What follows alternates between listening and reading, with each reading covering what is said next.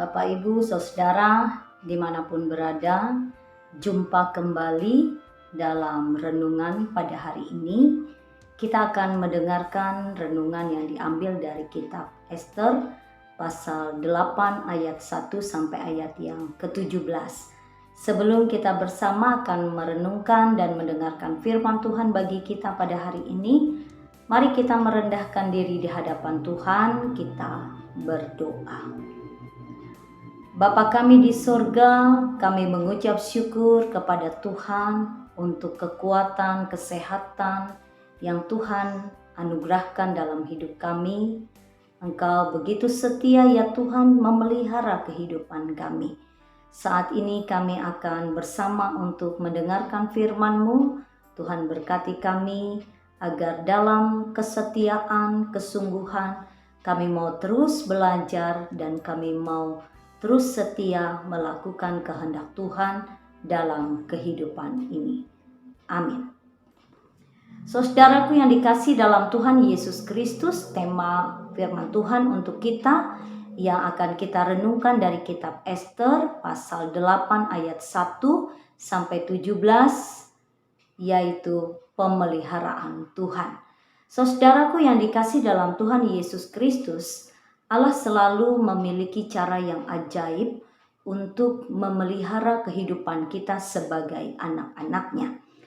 Ketika kita menghadapi pergumulan dan masalah dalam kehidupan kita, sering kita berada di jalan yang seolah-olah kita menemukan jalan buntu atas apa yang kita alami dan kita hadapi itu. Tetapi Bapak Ibu Saudara, kita sebagai orang yang percaya, seharusnya kita selalu punya keyakinan bahwa selalu akan ada jalan keluar yang Tuhan sediakan dalam kehidupan kita. Kenapa? Karena kita percaya bahwa Allah adalah Allah yang menyertai dan memelihara umat-Nya. Saudaraku, dalam nas kita pada saat ini menceritakan kepada kita tentang kesukaan tiap-tiap orang Yahudi yang telah lolos dari pembantaian yang dirancangkan oleh Haman. Saudara, hal ini dimulai dari kebencian Haman kepada Mordekai, lalu kebencian ini meluas kepada semua orang Yahudi yang ada pada saat itu. Ia merancangkan komplotan kejam dan dengan licik meyakinkan Raja Ahasweros pada waktu itu agar mengeluarkan perintah untuk memusnahkan semua orang Yahudi. Saudaraku, atas kejadian yang terjadi ini, lalu kemudian Mordekai mendorong Ester yang pada waktu itu telah diangkat oleh Raja Ahasweros menjadi ratunya. Mordekai meminta kepada Ester untuk menjadi penengah bagi umat itu kepada raja. Dan pada akhirnya kita dapat melihat bahwa dalam akhir cerita ini raja kemudian mengeluarkan perintah.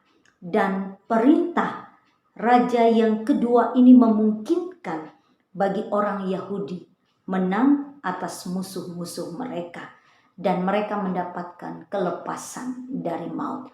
Karena itu pada ayat 16 dan 17 kita dapat melihat di sana bagaimana ungkapan rasa sukacita yang dirasakan oleh orang Yahudi yang telah terlepas dari pembantaian itu. Ayat ini berkata, orang Yahudi telah beroleh kelapangan hati dan sukacita, kegirangan dan kehormatan. Demikian juga di tiap-tiap daerah dan di tiap-tiap kota, di tempat manapun titah dan undang-undang raja telah sampai.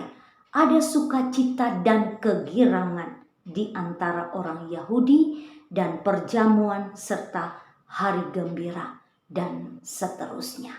Nah, Bapak Ibu Saudara yang dikasih dalam Tuhan Yesus Kristus, jika kita pun merindukan pemeliharaan Tuhan dalam kehidupan kita, sebagaimana pemeliharaan Tuhan yang telah nyata bagi kehidupan orang-orang Yahudi pada waktu itu.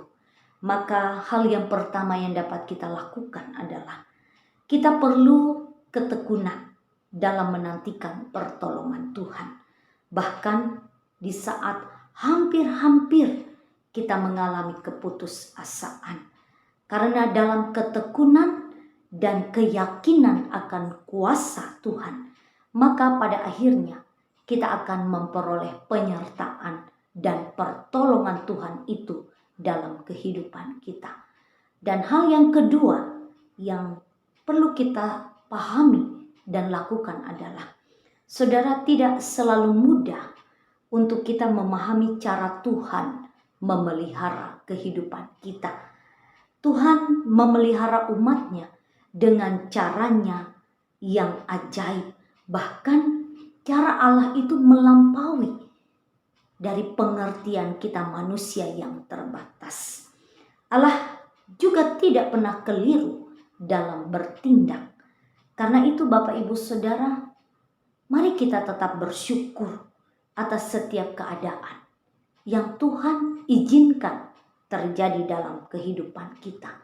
Dengan kita tetap berserah, dengan kita tetap percaya, apapun situasi, keadaan, pergumulan, bahkan masalah sekalipun yang Tuhan izinkan kita alami dalam kehidupan kita, dengan kita berserah, dengan kita percaya bahwa Allah memelihara kehidupan kita, maka kita akan dapat mampu melewati segala keadaan hidup kita.